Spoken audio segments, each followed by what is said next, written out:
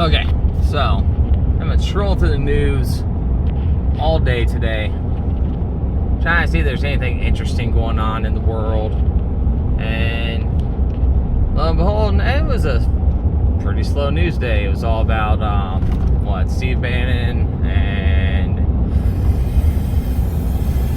what's his name, late night comedian for harassing some server, whatever.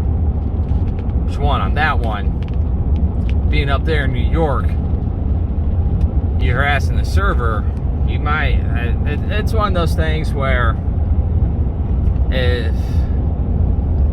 New York chefs all know each other, so you harass one of their employees, they will, let all the other chefs in the area know, hey, guy's kind of a tool. Keep an eye on him if he comes in. But anyway, that's not the point. The point is I'm like, how am I just not finding out about this? What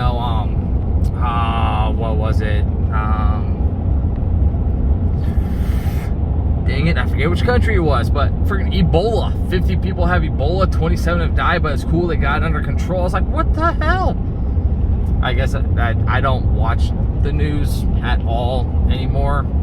And honestly, I try to limit the amount of news that I consume these days. But I was like, what the hell, man? Ebola?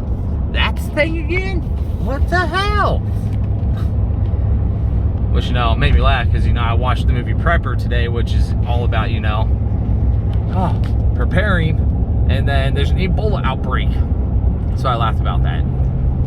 But anyway, and then I saw that just west of Mexico City, they got a bird down there that has bird flu. And then, San Diego County has confirmed case of bird flu. I'm like, it's always something going on these days. So be prepared, get food, water, shelter, fire, heat, whatever you need to survive, whether it be a man-made crisis, a natural disaster, just be prepared to survive whatever is going to come next. And yeah, so stay safe, get prepped. All right, have a good one.